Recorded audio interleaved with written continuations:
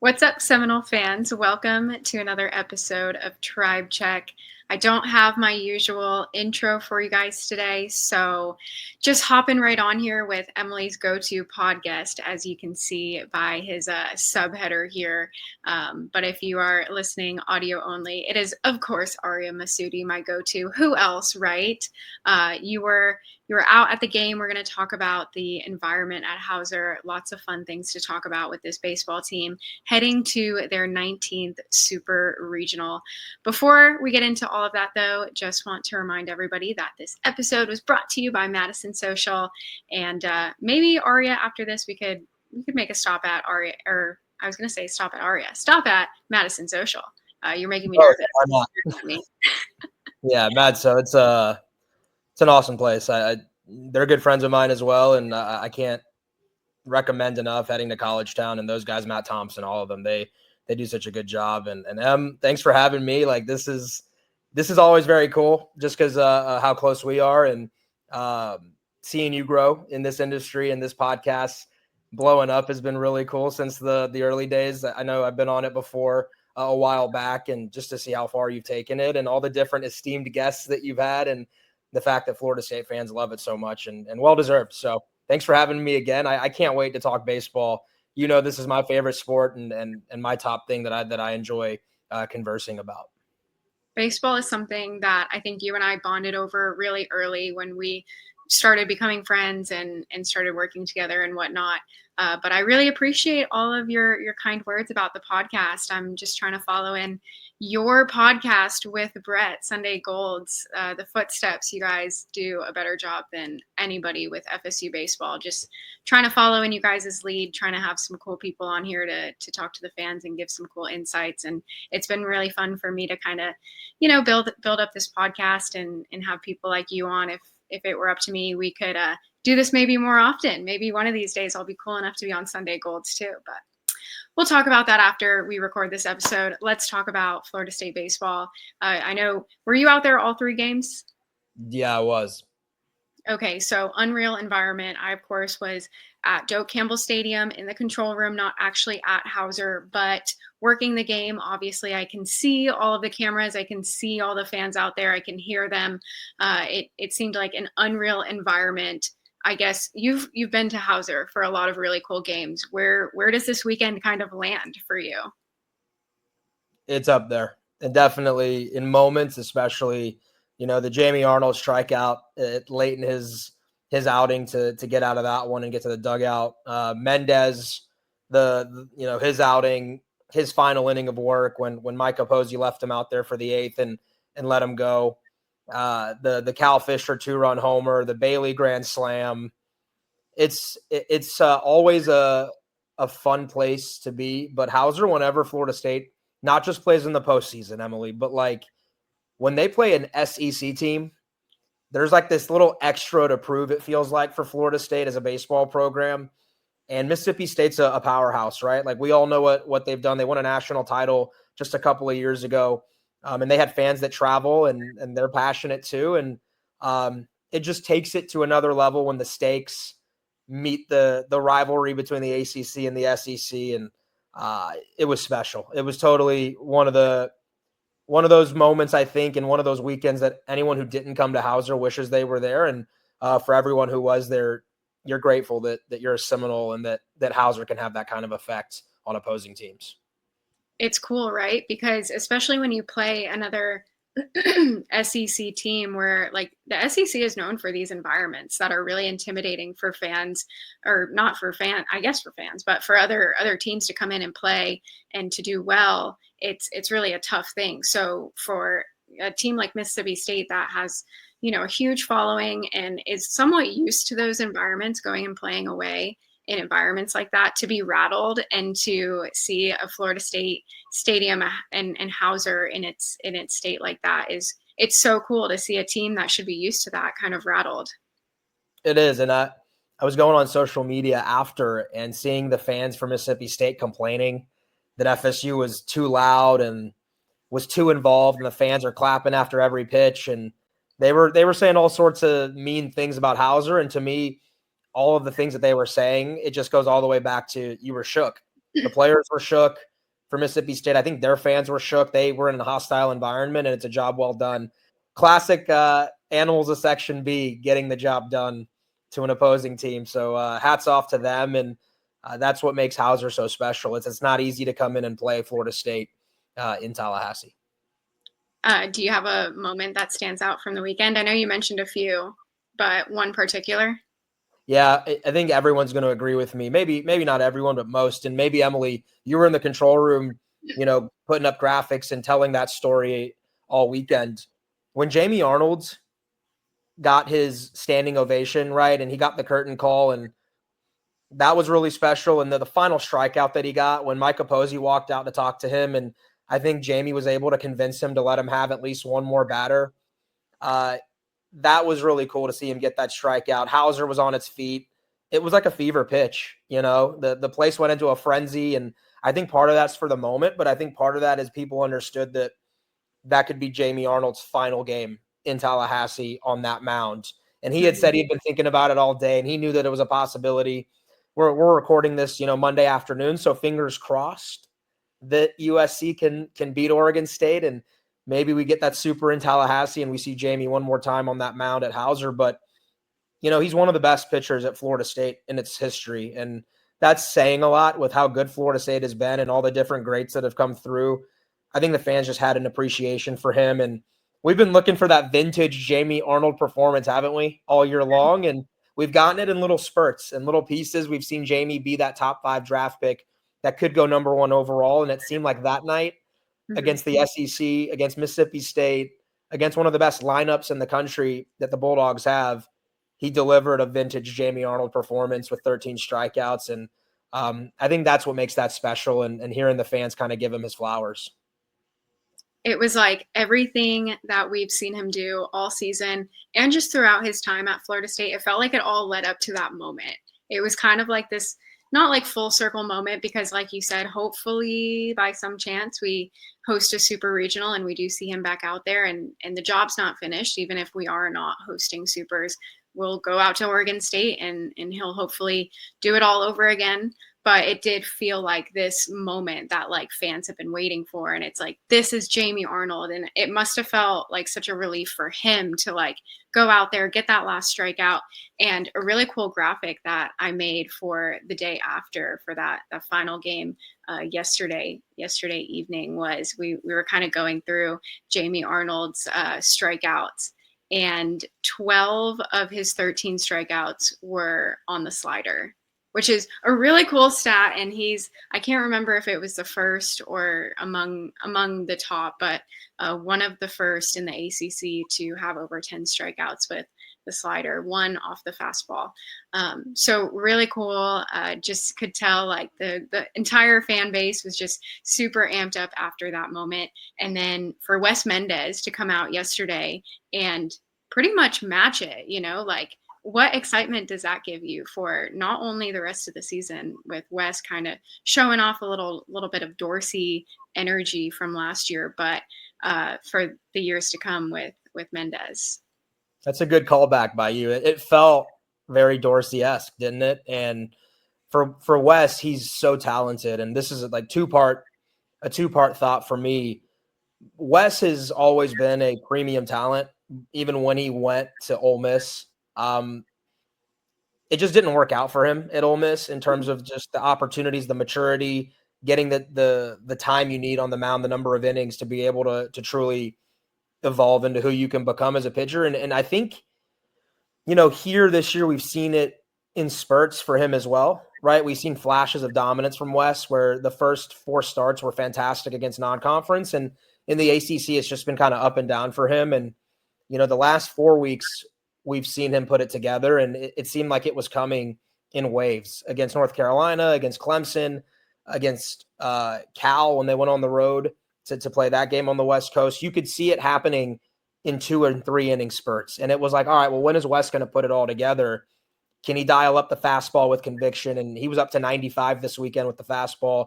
The curveball, he's always had a good feel for it. The changeup was in play this weekend, and the slider has improved a lot. And when Wes has all 4 pitches, he's pretty tough. And he's a future first-round talent and a potential ace for Florida State in the future and a Friday night guy. And the second part of that I was going to say is if you have Jamie Arnold and Wes Mendez pitching the way that they did this weekend, that's what separates Florida State, I think, from all these other teams in the country. When you look at what makes FSU stand out and why they have a chance at potentially winning a national championship, it's because of their starting pitching. And I can throw Vellini in that mix as well as a number 3. And for Florida State, it's going to be the rotation and what the starters do on the mound for them. That's how far they'll go. They'll play good defense behind them. And they have premium talents on the mound. That's what they have to rely on. And to kind of see that happen in a couple of games this weekend against a really good opponent in Mississippi State gave me a lot of optimism. And I think Noles fans listening to this podcast and who watched should feel pretty confident, whether that's Florida State's playing at Oregon State or against USC in Tallahassee, that if your pitching is on point, you've got a shot. It doesn't matter. And you and I have been talking about how this season, it doesn't seem like anybody in college baseball is truly elite. There is no 1 or 2 teams that have separated themselves from everyone else, which means this thing's wide open right now. And for FSU, starting pitching, defense, and timely hitting, it's going to be the key to making a deep postseason run. If there was ever a year for this to happen, it's this year. And like you said, with not only it's really hard to find one individual team that's the number 1 team just consistently throughout the year, but to find 16 teams, I mean, we've seen so many upsets and the first seeds. I mean, there's so much going on. It's been such a crazy already postseason that it really is wide open. So I think talking about starting rotation, one more guy I do want to throw out there, kind of talking about Arnold and Mendez really, really giving you their best stuff when it matters. Joey Vellini was the most consistent pitcher for a while. There was a point of time where Joey Vellini was out pitching Jamie Arnold. And I think that that's still in Vellini 100%. And I think we've seen him have a couple shorter outings, which is probably a good thing. He's been that guy that you've kind of relied on a little bit. He's had a very intense season. And I know you've talked about it on Sunday Golds, just kind of the wear and tear on Joey Vellini that maybe he's not used to. But what do you think it's going to take for him to get back to that solid Vellini that we saw earlier in the season? Yeah, I think it's a good observation. In terms of, for him, when all 4 pitches are in play and he has, fastball, slider, curveball, changeup, he can be pretty tough. And he's not someone that's going to come out there and overwhelm you with a fastball. It doesn't really get up there. It's in the low 90s, high 80s. The curveball can be a really good pitch for him and an out pitch, and the changeup's been pretty good as well. And like I said, the slider, but he's not someone that's going to try and come out there and strike you out. He's got to be able to pitch to contact. And I think he's kind of worn down a little bit towards the end of the year, whereas Florida State fans are very used to seeing him work into the 6th and 7th and even 8th inning early in the season. This is the most innings he's ever thrown. It's a guy who had Tommy John surgery at USF a couple of years ago, and he didn't pitch until midway last year for the Bulls down there. So it was only something like 30 innings. So this year for him, he's racking up the pitches and the innings, and it's something you have to get used to. And I'm not sure that, it's normal, right, for any human to wear down. And for him, they've had to kind of plan some things out where maybe he doesn't throw as many pitches. I know going into the ACC tournament, the plan was in place for him to maybe have a shorter stint. And I thought he looked really good coming in out of the bullpen, paired with Wes Mendez there against North Carolina in the ACC tournament. Against Bethune, it was interesting because I agreed with the decision to start him in game 1 because he's the type of guy, again, if you can get him to go into the 6th or 7th inning, you're saving your bullpen for the rest of the weekend. And Joey's known for being able to control the strike zone and command all of his pitches. But obviously, the weather was an issue, that they had multiple delays, lightning delays. And I think once Vellini came back out and warmed back up, that second lightning delay, that was just a little bit too much to just get hot and cold. That they just decided to go to Prescott out of the bullpen. So he was only at 40 or 50 pitches. And if you remember against Bethune, they weren't really hitting him hard. All of the hits were off the end of the bat. They were bloop singles. The 2-run single that Bethune hit to tie it was a little blooper. And so Joey's not missing bats. I think that's kind of the difference between him and Jamie and Wes, is those two you see the strikeout numbers because of the put away pitches and the ability with 2 strikes to make someone miss with the bat. Bellini's more a pitch to contact guy. And, Link had said that he would be available if they needed him to pitch again this weekend. And it had worked out to where they give him a day off on Saturday because he only threw 50 pitches and he could be used on Sunday if they needed. The situation just never presented itself against Mississippi State. And when the Bulldogs were up 2-0, I think the coaching staff started to think, all right, if this thing goes to Monday, I think we're going to start Joey Vellini on Monday in that winner take all, if necessary game. So I really enjoy him coming out of the bullpen. I think as this postseason shapes out, the way the days go, Emily, in terms of like when you're playing each and every day, you're not playing like 3-game sets always.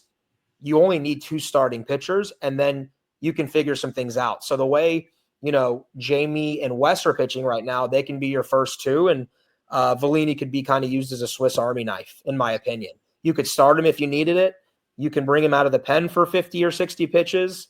He gives you a lot of options in the way that he can be used. And so I'm curious what they do next weekend against whoever they play, and then if they make Omaha, how they plan to use it. But Vellini's an important piece. I agree with you. I think he has the ability to really help this team in a number of different roles on the mound.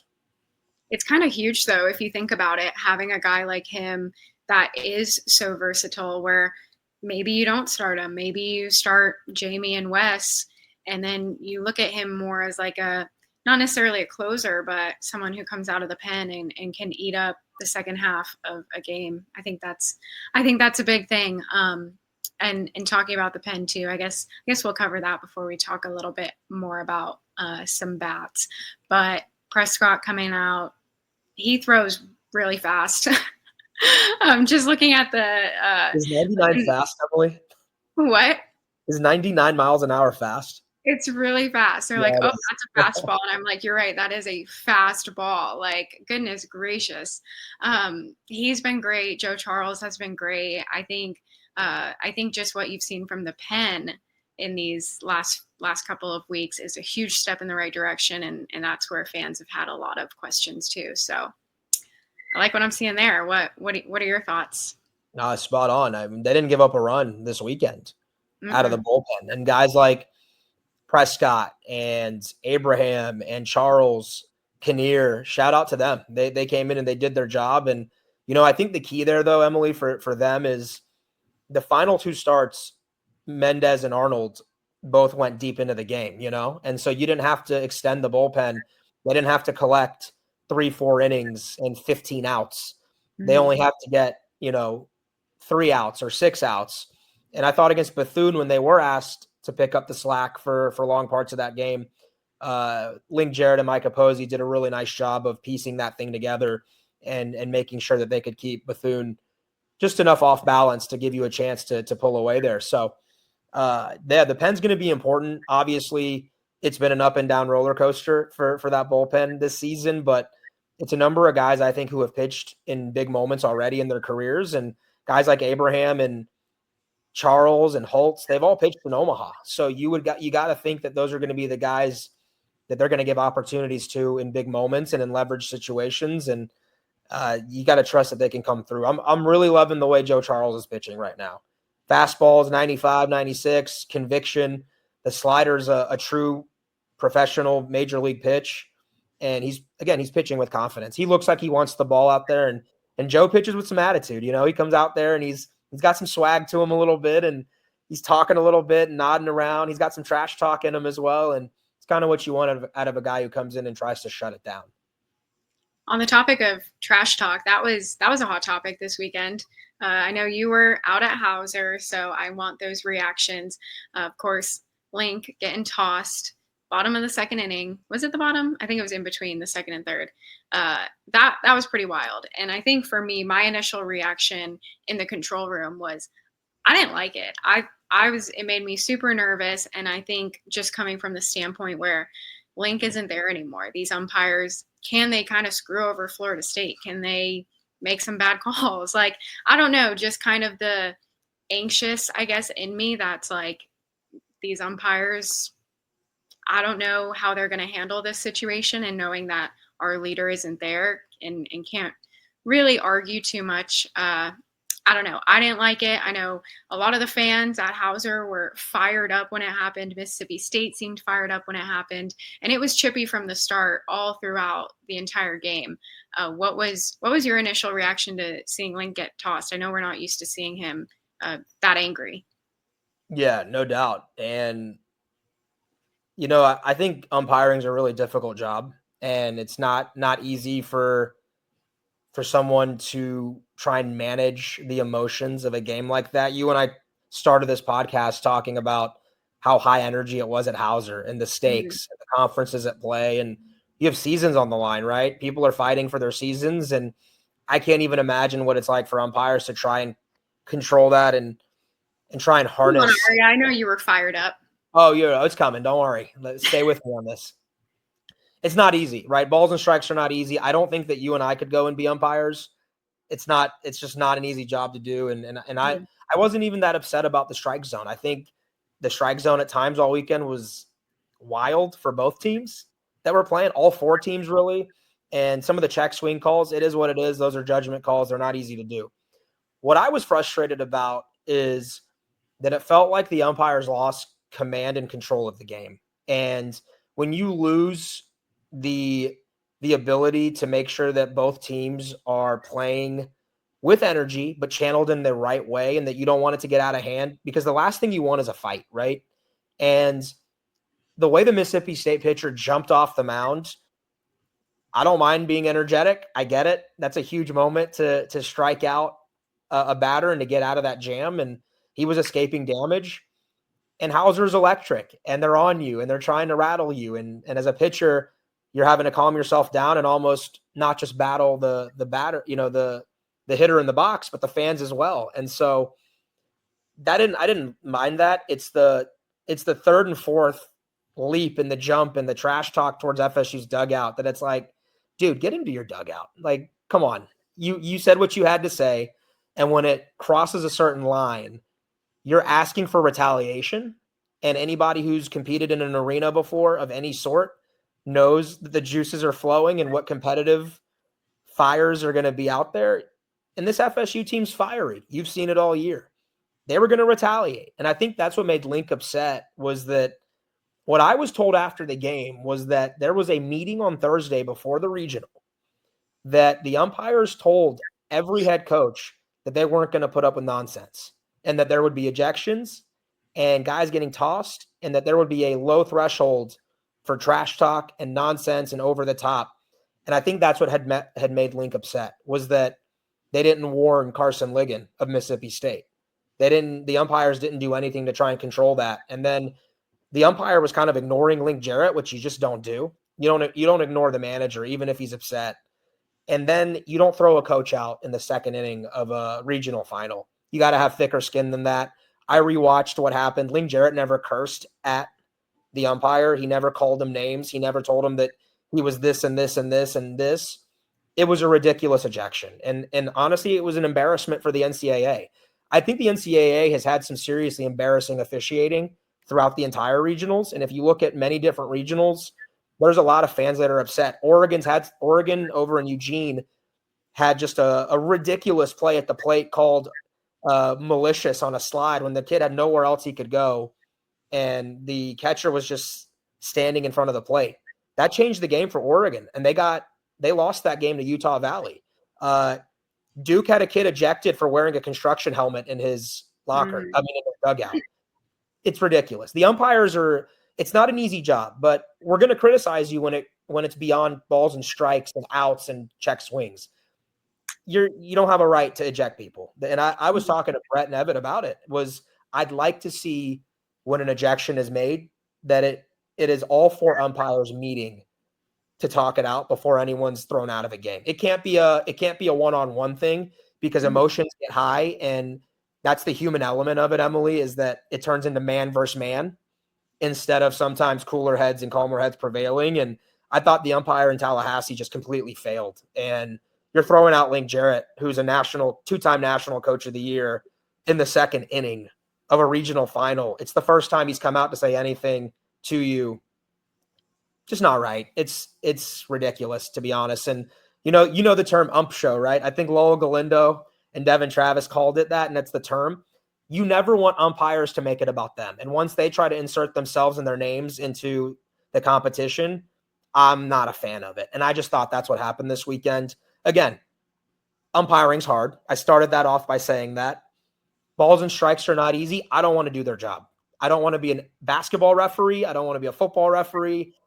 That's not an easy gig, but you can't make it about yourself. And if Mhm. you lose control of the game, did you notice later in the game, Wes Mendez had some stuff to say I to, did. to Mississippi I State? And I was curious because nothing was said to him about that. Is that right? No. And Jackson West had a nice little emphatic tag of a batter after a Mhm. strikeout that I don't think the guy liked very much. And to me, that is because the umpires fail to control the game early. Mhm.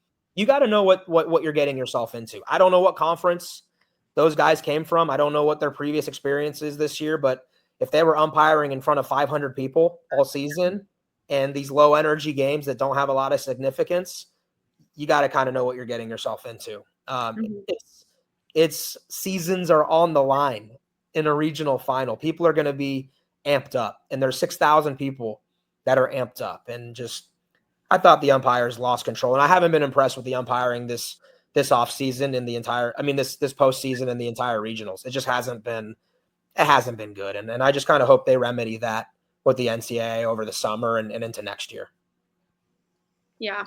Well, I think from like a broadcast standpoint, what we could see was basically this umpire, the home plate guy. I don't know what the heck his name was, but the home plate umpire was telling Link to calm down. It didn't seem like he was trying to hear him out or anything like that. And we we know this team very well. We watch them play, and particularly from a media standpoint, Link is extremely insightful. He is very analytical, and I don't think he has a mean bone in his body, but he's a baseball guy. And so the fact that he was this worked up about something, obviously, like, he felt very passionately about it, and he felt very passionately to defend his team and all this stuff. And all you could see was the umpire telling Link, like, calm down, like that was it. And first rule of thumb, you probably shouldn't tell someone that's upset to calm down. Like, there's a That's joke, why don't tell women to calm down when they're upset, whatever. Don't tell anybody to calm down when they're upset. You want me to calm down? No, like, that's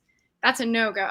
So definitely knew that was going to spiral a little bit there. But we were kind of speculating, couldn't really tell, just figured that, the pitcher had said something maybe inappropriate or whatever, but it was kind of asking clarification wise. It was just kind of like over celebrating this strikeout. totally.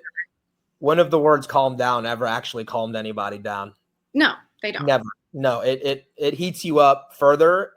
And again, I thought the umpire tried to make it about himself in that moment. He got his feelings hurt. He made it about himself, and that can't happen. Ejections are a big deal, and to do it in the second inning, to me, it wasn't the eighth inning. Link hadn't been riding him the whole game, hadn't come out multiple times. And you saw both of Mississippi State's coaches got tossed too late in the game. I actually didn't see that, which is the craziest part. I was that in the top of the ninth? Yeah, and it was Okay. right. There were some balls that were called strikes on Florida State's behalf, and I Mhm. think they were just over it. And the players had stuff to say to the umpires when they realized that their seasons were about to end and they have nothing to lose. Um, but inappropriate things get said all the time, Emily. It's baseball. You've been down there on the sidelines. You've done reporting. Things get said, and Mhm. that's part of the competitive juices. I don't think it's anything more than just guys being competitive and Mhm. caring a lot about their performances and their teams, and you have to filter that. I think the umpires failed to filter what was going on and keep control of the game. And Mhm. I'm a big soccer guy, and I played soccer, and it's like referees in soccer. If they don't keep control of a game early when everyone's slide tackling and it's getting a little testy, by the end of those 90 minutes, players are going to be cleats up into the legs and pushing and shoving, and you have to be able to control that early or it gets out of hand. And that's any sporting event. Basketball, football, things get out of hand if you allow it to. Yeah. Um, and so Yeah, I think that's what that's all I have to say about the umpiring. I'm glad it didn't affect the Great. game. You know what I do think happened though, Em, is that Hmm. I don't think by design Link did it, but I think in actual effect, it fired his team up. And I Hmm. thought if there was any chance of Florida State sleepwalking on Sunday and saying, "Oh, we're up 2-0 in the regional, we can still play tomorrow for a winner take all if we need to." If there was any chance of that, of Mississippi State catching a sleeping Florida State team, that was out the window as soon as that happened. As soon as Link got tossed, Max Williams and Wes Mendez both said it in the post game press conference. They said, "Oh, we were fired up." And so, yeah. And anytime you see your manager kind of go to bat for you like that and try to have your back, I think it fires you up as a player. You're like, that guy's got me. It's our turn to have his back too. And it Yeah, was cool to see. And the Cal Fisher home run was like this crescendo at finally. Howser where the animals were everyone was standing the whole game. And yeah, what a perfect weekend for Florida State overall. Max Williams knows a lot about getting heated on the baseball field. So I'm sure that really resonated with him. But just from like a my standpoint, it was pretty crazy because at that point, at the top of the ninth, we're thinking like 3 outs, we're done. So from a graphic standpoint, for me, I'm like trying to get everything ready for post game, and I'm kind of freaking out a little bit because I'm very superstitious, and we have to have all these graphics ready, all these different like win graphics, I should say, ready to go for whichever team that wins. So I'm typing out Florida State advances to super regionals, and I'm like, I don't want to jinx us, but I have to have these things ready to go. So there's like a bunch of different things that we have to have solidified. The big bracket that you see on the TV. So that's what I'm doing during the top of the ninth. I have no idea what's going on, and then afterwards, I see that there were some ejections at that point. I was like, wow, I really missed some craziness. But yeah, it was a fun environment, I think, for those umps too, like wherever they came from. If you did any little bit of research on these two teams, Mississippi State and Florida State are not friends at all, like especially on the baseball field. That's a team that came in and of course knocked us off a few years ago. And like you said, they won a national championship a few years ago. So it's definitely an environment that maybe these umps should have done a little bit more research on and known that it was going to get a little heated. But we'll move on from that. You mentioned Cal Fisher's home run, which I know, like I let out like a yes. I was so excited in the control room because he had 3 opportunities to hit a grand slam. I was like, I wish he would have done it in one of those circumstances. But you can just tell he's talking to himself his entire at bat. Like it just seemed like such a like finally moment for Cal Fisher. It was for the team as well. And I can't remember exactly when inning it was, Emily. Maybe you can remember, but there was that one of the moments with the bases loaded. Cal had like an 11 or 12 pitch at bat, and he was fouling pitches off, and I think he hit a grand slam that was foul to the left of the foul pole. Yes. And in the stadium, I think everyone in Howser thought he had just had the moment, and he grounds out right in the end. And it was a hard hit ball up the middle, great piece of hitting, and Mississippi State had put the shift on, and the second baseman was perfectly right behind the second base bag to glove it, or that would have been 2 runs. And that's Mhm. not easy for a hitter. Sometimes you have to be able to tell yourself that the process was correct, the execution was correct, and just the result wasn't there. And you've got to be able to compartmentalize that and just stay positive and go, I'm going to have my moment. It's coming. And for Fish, it's been coming all weekend, right? Like he's had some really good at bats throughout the first 2 games. And you get Miles Bailey, who doubles the other way, and that kid is locked in right now. Mhm. Miles Bailey is playing as well as anybody in college baseball. He gets you the double, and Fish, first pitch, wastes no time, sees a fastball he likes, and sends it over the screen in right center. And that place, I'm telling you, I think levitated. I think Howser was off its base of its construction. Just a euphoric feeling. I think where I was standing, so when I'm not calling games, I can't be in a press box. Just the way I operate, I can't sit in a silent environment when I know there is, a frenzy going on outside and all these senses that need to be stimulated. And that's just the way that I operate. So Can I interrupt you really quick? you may. Because I'm sure like this is a burning question for some people. Like, how do you remain composed Oh, I'm not. sometimes in the booth? I take a scorebook that's big enough to cover my face, and you don't see it. You don't see my reactions. Or I text Brett Nevin in all caps, and that's the way that me and him are able to stay I am stunned. Brett will stay in a press box and can keep. He's an iceberg, like up there, and can just stay still. And all these thoughts are just, I know, matriculating in his mind, and they're just everywhere. And he's able to keep calm. But me, I'm a little more fiery. You've known me a while. It is at times gotten the best of me, but yeah, I stand outside at the top of section 9, where there's like disabled seating that they have there for wheelchairs and whatnot, and I go up there, and a lot of the parents go stand up there too. So that's my time to like pick their brains on what's going on with their sons and scouts that are walking around as well that are taking notes on these guys, and then I'm taking my notes. But we were standing up there, and I think as soon as Cal hit it, Miles Bailey's dad, Kevin Bailey, unleashed a chest bump that I think I'm still vibrating from. Like, it was, Miles is a big dude, and Kevin's a big dude too. So that's okay. I met him with some force as well. I was able to make sure that the Newton's law of gravity of objects in motion. Yeah, I was able to not fall over, and that was the key there. But Just it had to was cool. backpedal a little bit after. Yeah, just a few steps, just shy of the railing that ends in a very bad place if you go over. Mhm. Uh, but it was cool, and that's where I was standing all day taking notes. And I'm happy for Cal because it's been an up and down season for Cal, and his slumps have been serious. There have been moments where he's tried to figure out what's going on at the plate, and in 3 pitches, he's had to go sit down because he's in a mental pretzel, so to speak. And he has been coming to life here for Florida State the last couple of weeks with some really good at bats, and really happy for him. It's such a mental sport, baseball, that just to see him have his moment, I hope kind of levitates his own mind a little bit and maybe takes some of the pressure off his shoulders. Because they always try to tell you to keep it simple in baseball. And similar to like golf, it's very hard to keep it simple sometimes.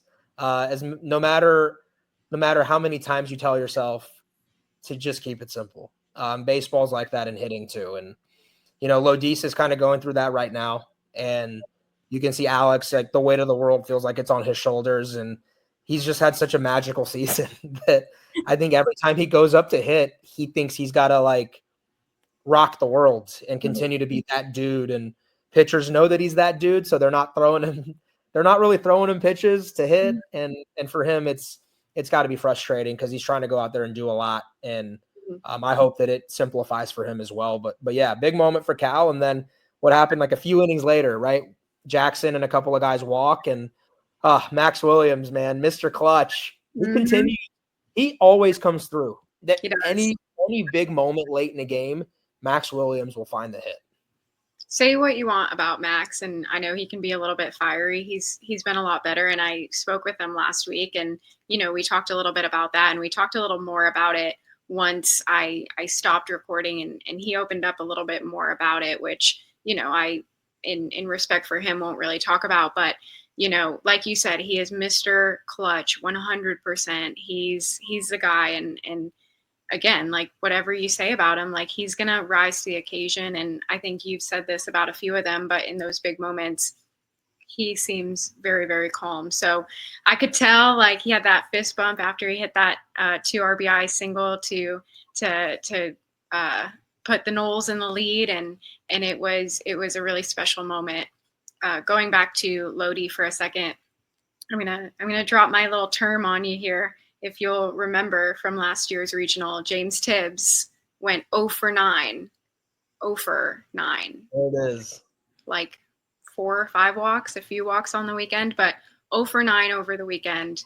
And he did just fine after that. Had a phenomenal season, a magical one, to use your term. And I think Lodi will be just fine. I think it's just, realizing like the weight of the world is not on your shoulders. You've had a phenomenal season. Now just do what you do. Do what you do best. And he had a walk at towards the end of the game, and it was a big moment for the Seminoles for him to get on base. But I think what he did for you defensively, like I don't care what he did offensively this weekend. What he did defensively shows you why he's the ACC Defensive Player of the Year. There were some moments where I'm sure being at Howser, you're like, yeah, that's that dude. He's the best shortstop in the country. He's the best defensive shortstop in the country, 100%. I think he's going to make an MLB team very happy, and that speaks a lot to his maturity to not let the struggles at the plate allow it to trickle into the field. He makes unbelievable plays, and I thought he had a single there in that game against Mississippi State, and I think it was big for him to see that, and then to walk in that 8th inning when Florida State finally takes the lead. It was a full count, right? And for him, it was such a big moment in terms of he had been striking out a bunch when he got to 2 strikes. For him to just calm himself down and be able to understand that even a walk is a positive step in the right direction and it helps your team, shows you the maturity that he has. And you mentioned Tibbs, and James and I are good friends too, and chatting with him about there's a learning curve once teams decide that they don't want you to beat them. And what that means is they stop pitching you the way that they were earlier in the year. You're not going to get as many pitches down the middle. You might get 1 pitch per at bat that's hittable. If you're lucky, 2, and that's because it was a mistake, right? Someone left it up and missed their spot. For James, there was that learning curve of, all right, well, they don't want me to beat them. How do I find ways to make them pay for mistakes or getting back into leverage counts? This is going to happen, by the way, too, with Miles, I think, as he continues. People are like, all right, Miles Bailey is not about to hit 450 feet to beat us. And he's going to have to figure out how to be able to get himself back into leverage counts and to get up 1-0, 2-0, 3-1 in the count and find counts that he can do damage on with a pitch that's going to be better. Or just walk, and that's okay too. Not going out there and not getting yourself out, because eventually you will get a pitch to hit, and you just have to be on time with it. That's going to be the key for Lodis, and the other part of that is if Harrelson hits in front of him and Max hits behind him, you have protection, and they can't pitch you too carefully because now they don't want Max to beat them. And if Gage is on base ahead of Lodis, then they can't pitch too carefully, because now you got Lodis and Gage on base. And so it's all kind of a team effort throughout an entire order to be able to all get pitches to hit. And I think that's what made last year's lineup so special, was that who were you going to pitch to? I mean, it was who were you going to pitch around? Because if you put this guy on to say, all right, I'm going to pitch around Cam Smith, well, James Tibbs is waiting behind him. All right, I'm going to pitch around James Tibbs. Well, Jaime Ferrer and Marco Dinges are behind.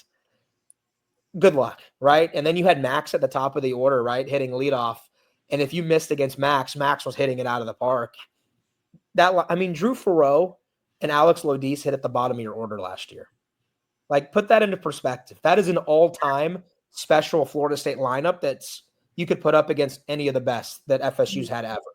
So this team's a little different. It's going to go as far offensively as I think Lodis and Max and Miles take them, which is why like a guy like Fish hitting a 2-run homer was so big, because what you get from Fish only makes the lineup longer, right, and lengthens it and allows for more options. So big from him. Drew Farreau had a pretty good weekend too, had a 2-home run game, and I hope these guys start to find themselves and they peak at the right time. It's not about being hot all year. It's about being hot at the right time. And obviously right now is the time. Ariya, I think that Miles has done a really nice job as of late doing exactly what you said. Just knowing you don't have to hit the home run. He probably will. If he hits a ball, it's probably not staying in the park. If it is, it's going to be hit really hard and it's going to have a crazy exit velo, and it's going to be really hard to field anyway. But I think, I mean, this weekend, I don't have the box scores up in front of me right now, but he did walk at least 5, 6 times on the weekend, which I think you've seen a huge growth for him just from game 1 to game 50 or whatever we're on right now.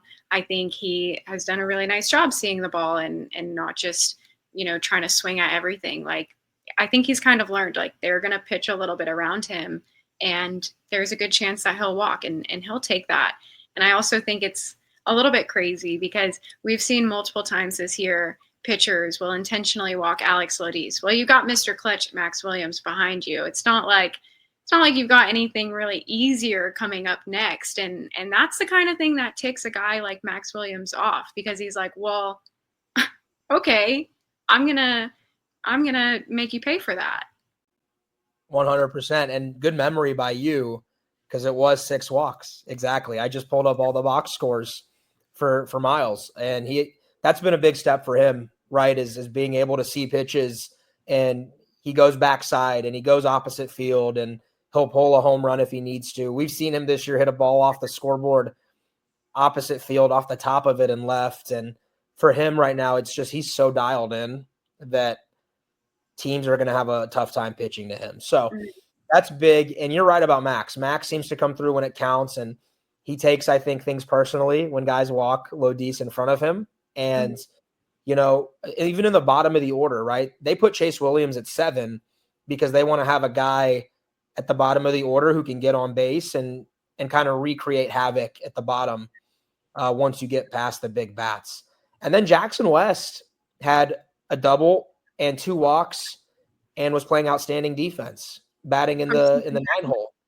But yeah, so it's, if you can get every guy to do their job and to just do the things that make them special and make them contribute to this lineup, I think this can be a really good offense, and one that, when you combine it with the way they've pitched as of late, they've got a real shot, Emily. I don't think that going in, you said something to me the other day, we were texting, and you said, they can go to Oregon State and win. I know they will win at Howser, but they still can win at Oregon State.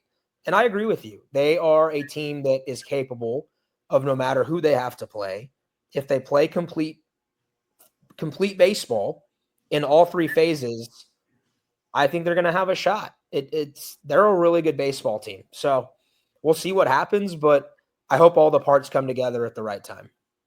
Before we kind of wrap up, because we've been chit-chatting for a little bit about this, I know you and I could probably talk about this baseball team for hours on end, but I won't make you do that. We've kind of gone through pitching and up and down the lineup, but the one question I think that is still kind of looming is what they're going to do with that DH spot, because this weekend we saw both Hank and Delamalir go in there and do well, and those are 2 young guys that really perform well, but they've also done really well in some big moments that you think maybe a freshman might handle a little bit, or maybe not as well.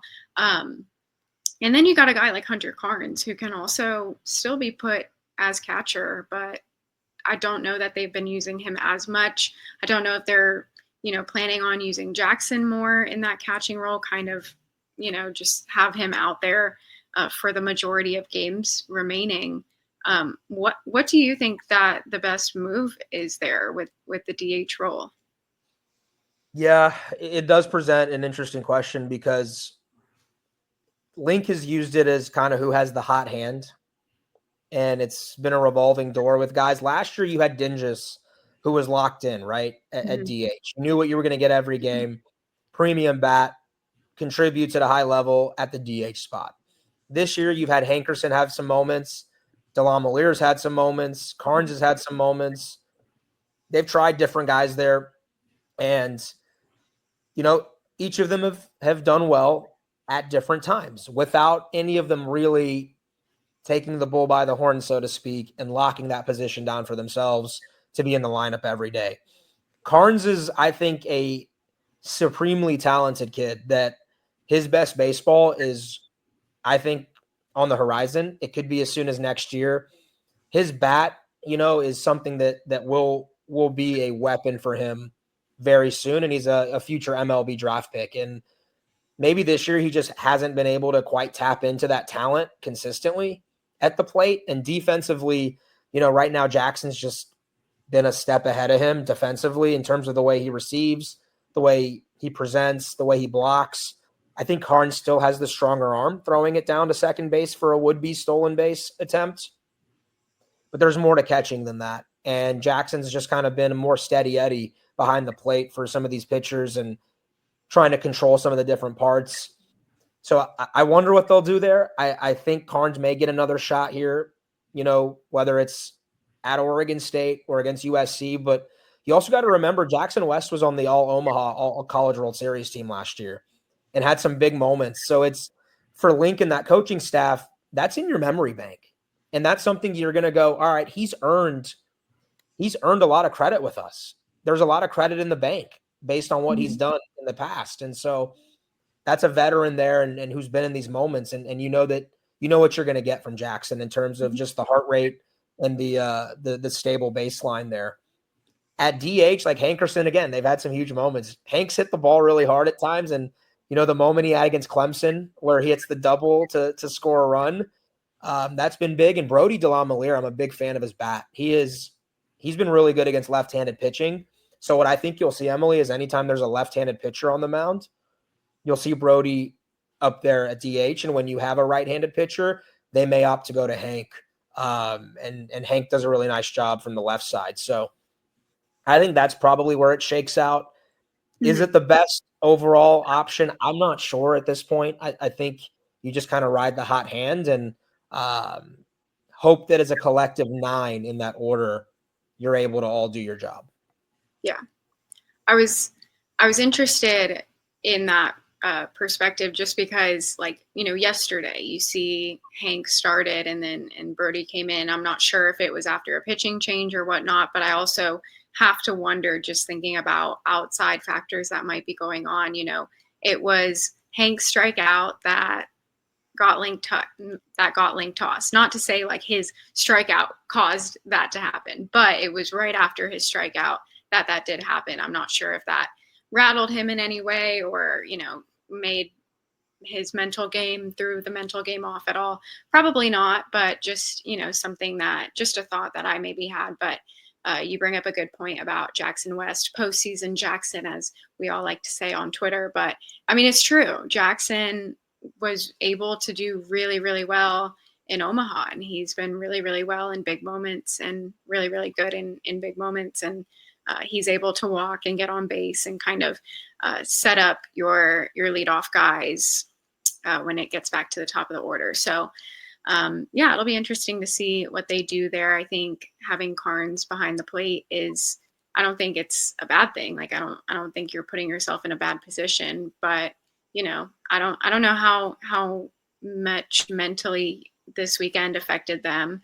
But I mean, nerve wise, you didn't really see too much there. So having guys who can really stay cool, calm and collected, cool cucumber, as Brian Penske says, stay cool throughout the game is huge. So cool. Any last thoughts? Are you tuning in tonight to the Oregon State game?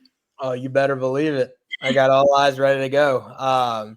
One more thought, if I could just add one other guy that I think could factor into this offensively. I'm interested to see what they do with BJ Gibson, who plays football and baseball. They've used him mainly as a pinch runner at this point to utilize his speed, but he's so talented at the plate. And we've seen it this year in spurts. BJ has had some serious moments where you see the talent on display. And he's a kid who had committed to Tennessee to play just baseball at one point for Tony Vitello before Florida State gave him the chance to do both in Tallahassee. And so I wonder, if there's a pinch hit opportunity for him at some point when you're trying to play the splits and trying to get the right matchup. Could BJ have another opportunity to hit and come through? But I think the only other thought I had is that there's a lot of number 1 seeds that have gone down.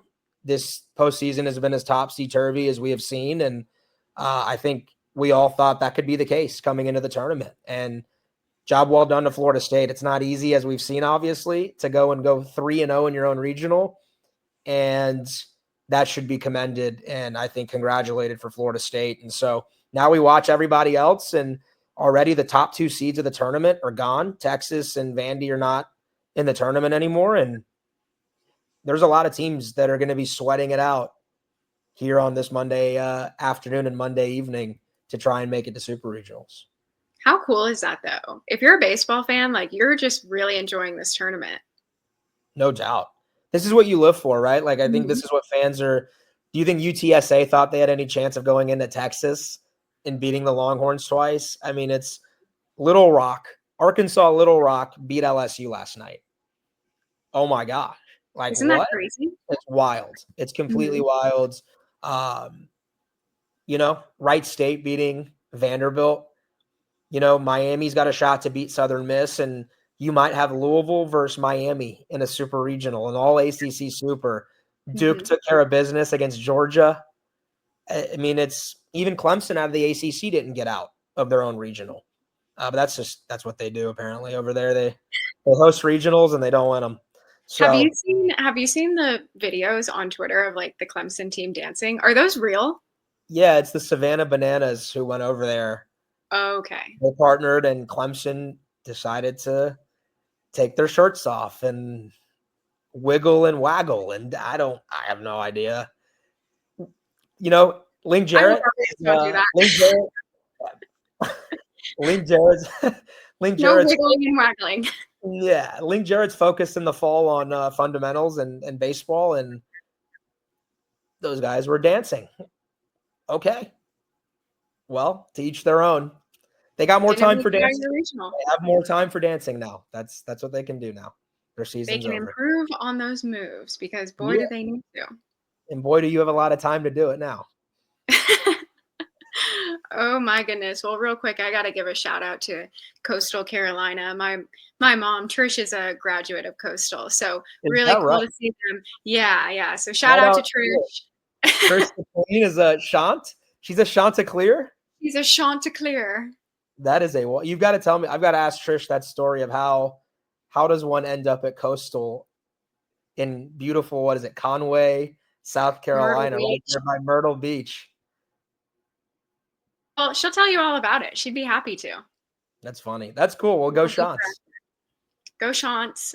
They're taking on Auburn this upcoming weekend, but they crushed their regional. I was really excited. I was kind of hoping that they'd play Florida so I could root extra hard for Coastal there. But I'll definitely be rooting for them against Auburn coming up. And it'd be kind of cool if Florida State and Coastal met in Omaha this year. That would be. It'd be the Peters Bowl. The Peters Bowl, correct. That'd be so fun.